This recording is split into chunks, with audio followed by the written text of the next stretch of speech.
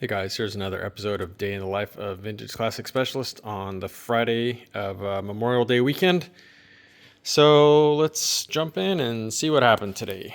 First off, this morning I went ahead and put together the air cleaner for this car, and you can see it's pretty much detailed to the max.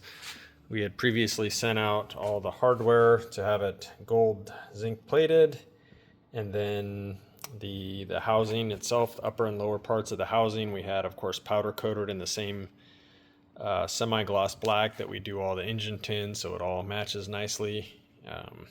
Same with the clamps, zinc plated. This is actually an original boot or connector hose here that was in really good shape. Cleaned up pretty nice, and it's an original part, so it's very high quality. After all these years, still very soft and compliant, not all cracking and nasty.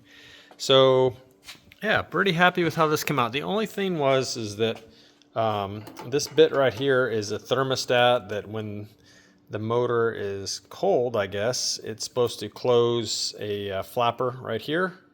And then that actually draws the engine's air from this preheat hose here, which kind of sucks warm air off the cylinders on this side.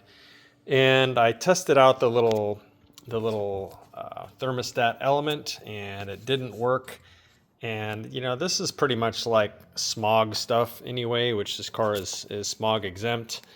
And so basically what I did was I modified the little thermostat internally a little bit. So basically that flapper just stays open all the time, and then it's drawing cool air in through the main snout here. But, you know, cosmetically, it still looks very cool and complete and correct. So there you go. And then the other flapper, these things just got so complicated. The other flapper is here.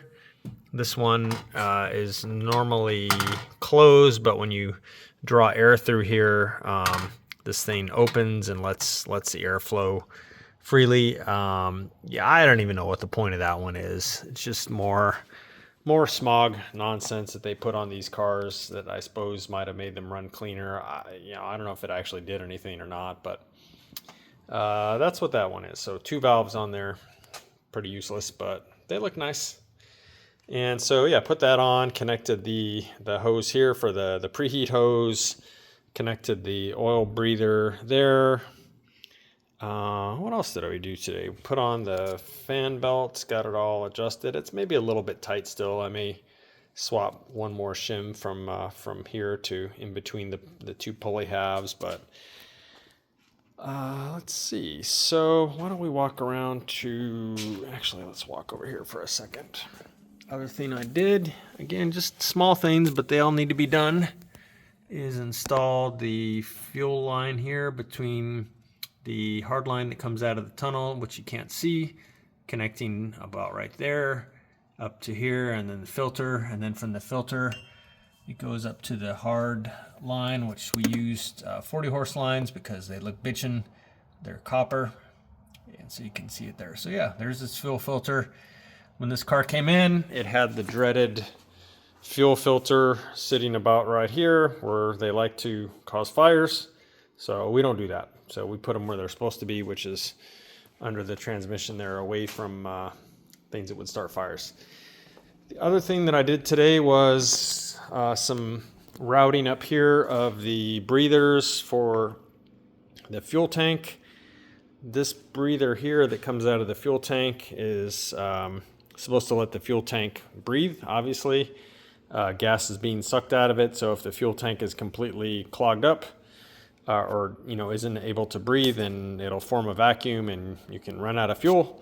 So I ran this up here to a T, and then down to basically here, it just exits towards the ground.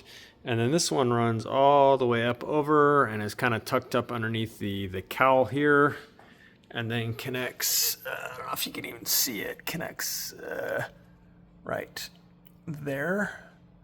And that one picks up the from the fuel filler in here. I'm not going to open it, but yeah, so again, these cars are super complicated. The way they came was This stuff was connected to a bunch of charcoal canisters. There was a big one here. We cut the mounts off for it because it's huge and ugly. And then there was I think another charcoal canister in back. We just get rid of all that junk. These cars don't need that. And of course they're smog exempt and it looks terrible. So we get rid of it. And what else? The only other thing worth mentioning that I did today was I started making the panels that close in these side areas here. So you can see one there on the passenger side, one here on the driver's side. So those are coming out pretty good. I'm fairly happy with how I've got them fitting after some trimming and test fitting. And then once I'm totally happy with those, they'll be covered in this the same material. The kit that we bought with the whole firewall kit comes with those pieces, so you can see they're right here. So kind of a pain in the butt because the shape of the actual panel here, the cardboard, is a little bit different than the shape of the actual panel. These are meant so that these tabs here kind of bend over, like say toward me, the way I'm facing this right now. And so basically I started off by making that other panel kind of run just at the bottom of those little cutouts like that, and then following this contour around here. I started off like that. It was a bit too big, so just kind of started trimming a little here and there. Fits pretty nice now. And so again, once I'm totally happy with that, then I'll go ahead and glue these things to those and seal it all up. I'll probably wait to do that though until I'm sure that all the tail lights and everything are working. So I think next week I'm going to go ahead and get a battery for this car and hook it up and start testing the as yet untested electrical system. Everything's new, but you know, sometimes mistakes can be made, so there may be a little troubleshooting involved, but I don't want to seal all this up and then come to find out that, you know, when I turn on the brakes, the reverse lights are coming on or some nonsense like that. I don't think that's going to happen, but anyway. So that is it for today and for this week, guys. Not sure what I'm doing on Monday yet. I may come in for a little while and I may mess around with my personal car some, and I'll probably clean the shop because it's getting kind of gross by our standards.